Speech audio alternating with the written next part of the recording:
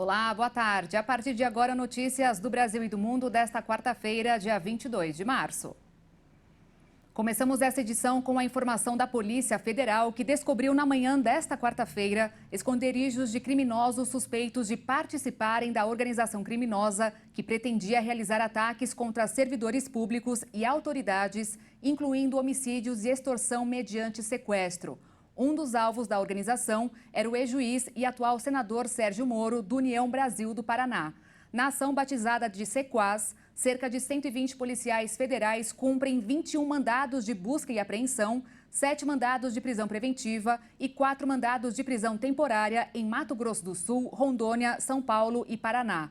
De acordo com as investigações, os ataques poderiam ocorrer de forma simultânea nas regiões. Até o momento, foram 9 presos, 6 homens e 3 mulheres em São Paulo, onde a PF já apreendeu também, durante as buscas, joias, dinheiro em espécie guardado em um cofre, celulares, uma moto e um carro de luxo. E olha só, fevereiro foi o mês mais violento no trânsito dos últimos 6 anos na cidade de São Paulo. Foram 66 mortes no mês passado, o que representa um aumento de 53% em relação a 2022. O índice só fica abaixo de 2017, quando foram contabilizados 69 óbitos. A Prefeitura da capital paulista não esclareceu o motivo do aumento. Segundo números do Infociga, o sistema que contabiliza os acidentes no estado, o aumento foi de 53% em relação a fevereiro de 2022. O índice de ocorrências na cidade de São Paulo só ficou abaixo de 2017, quando foram contabilizados 69 óbitos no mês. Dos 66 mortos em fevereiro passado, 23 estavam a pé, 19 em motos, 18 em carros, 3 em bicicletas, 2 em caminhões e 1 não foi informado. Os homens continuam sendo os que mais morrem no trânsito, 74% dos mortos. A Secretaria de Mobilidade e Trânsito de São Paulo diz que vem adotando várias medidas para reduzir os acidentes e os números de mortos e feridos, como áreas de espera para motos nos cruzamentos e a faixa azul para os motociclistas. Ainda segundo a Secretaria, até 2024, a meta é reduzir o índice de mortes no trânsito da capital para 4,5 por 100 mil habitantes.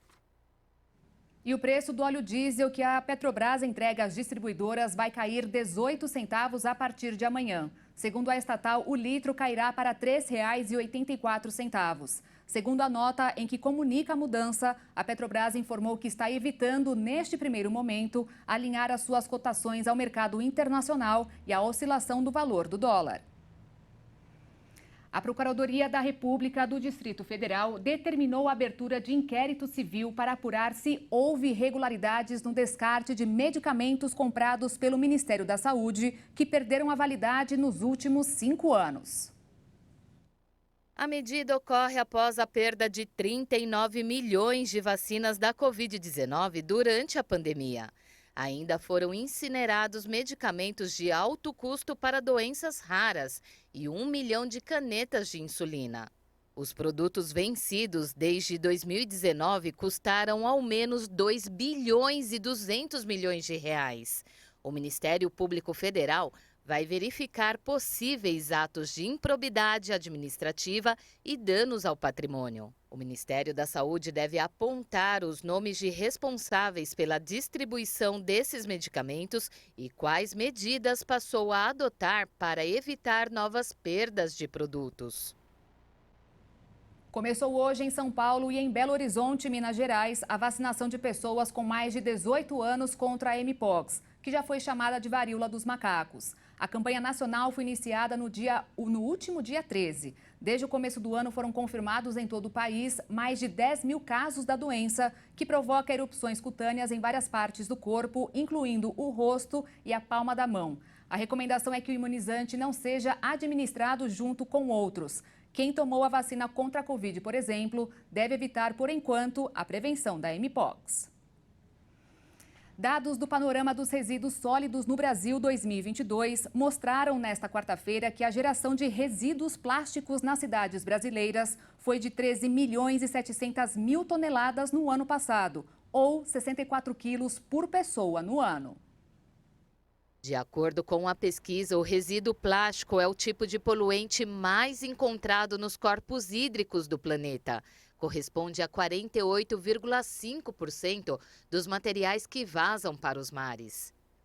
Os dados mais recentes mostram que cerca de 22 milhões de toneladas de plásticos vão para o meio ambiente a cada ano em todo o mundo. E uma parte considerável desses materiais tem os oceanos como destino. No Brasil, segundo a Associação Brasileira de Empresas de Limpeza Pública e Resíduos Especiais, mais de 3 milhões de toneladas de resíduos sólidos vão parar nos rios e mares todos os anos, quantidade suficiente para cobrir mais de 7 mil campos de futebol. E a melhor solução para o problema do lixo no mar reside justamente no aperfeiçoamento dos sistemas e infraestruturas de limpeza urbana nas cidades, que deve ocorrer com programas permanentes de educação ambiental implementados em todas as camadas da população. De acordo com a Abrelp, cerca de 80% do total de resíduos encontrados nos mares são oriundos de atividades humanas desenvolvidas no continente, seja no litoral ou em regiões onde correm rios que desaguam em ambientes marinhos. O número de ataques de hackers a empresas e órgãos públicos aumentou mais de 50% no ano passado. E os responsáveis por roubar dados e sistemas pediram em média o equivalente a 3,5 milhões de reais para devolver a pirataria. Segundo o levantamento feito por uma empresa de tecnologia, o Brasil subiu no ranking e hoje é o 8º país no mundo com maior número de atentados cibernéticos. Mas na América Latina é o primeiro. E olha só, manifestantes contrários à reforma da Previdência do presidente da França, Emmanuel Macron, continuam nas ruas de várias cidades do país. Confrontos com a polícia foram registrados nesta quarta-feira. Continuam os protestos na França. Centenas de pessoas entraram em confronto com a polícia na Praça da República, em Paris, ao final de uma manifestação sindical. Mobilizações parecidas contra a reforma da Previdência também foram realizadas em outras cidades, como Lille, Rennes e Nantes. Manifestantes rejeitam o plano do governo de atrasar a idade de aposentadoria de 62 para 64 anos até 2030 e de adiantar para 2027 a exigência de 43 anos de contribuição para adquirir uma pensão completa. A decisão do presidente Emmanuel Macron de impor por decreto o plano, sem a votação dos deputados, desencadeou uma onda de protestos espontâneos, que em alguns casos terminaram com repressão policial. Os sindicatos tinham advertido que temiam perder o controle dos protestos se o governo não recuasse na intenção de aplicar a reforma. Uma nova jornada de manifestações e greves foi convocada para a próxima quinta-feira. A nova tabela para serviços funerários em São Paulo, depois da privatização, teve aumento de quase 400%. Um sepultamento simples em qualquer um dos 22 cemitérios da capital paulista, que antes era em torno de R$ 300, hoje custa mais de R$ 1.400. Quem tem renda de até 3 salários mínimos continua sem pagar. O governo brasileiro abriu uma investigação contra a China, Colômbia e Peru por suspeita de dumping nas exportações de chaves para o país. A prática consiste em vender produtos com preços abaixo do custo. O procedimento foi publicado na edição do Diário Oficial da União desta quarta-feira. O dumping é uma prática comercial que consiste na venda de produtos a preços menores que o custo. E com o produto importado chegando ao país com um valor abaixo de mercado, há possibilidade de danos à indústria nacional.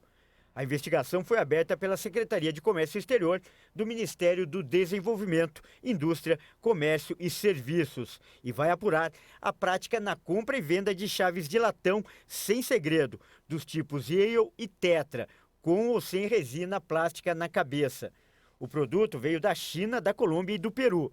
De acordo com a investigação, o Departamento de Defesa Comercial analisou provas da prática de dumping entre abril de 2021 e março de 2022.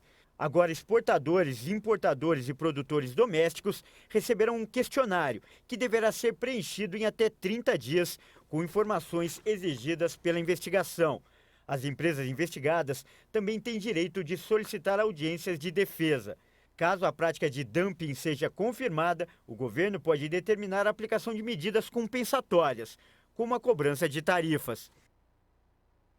E para a gente encerrar, hoje o Ministério da Educação lançou uma pesquisa para saber como está o ensino das crianças brasileiras. Segundo a Base Nacional Comum Curricular, quem chega ao segundo ano do ensino fundamental deve estar devidamente alfabetizado, sabendo ler e escrever. O resultado do levantamento será apresentado em maio, quando deverá ser lançado um novo programa nacional sobre o assunto.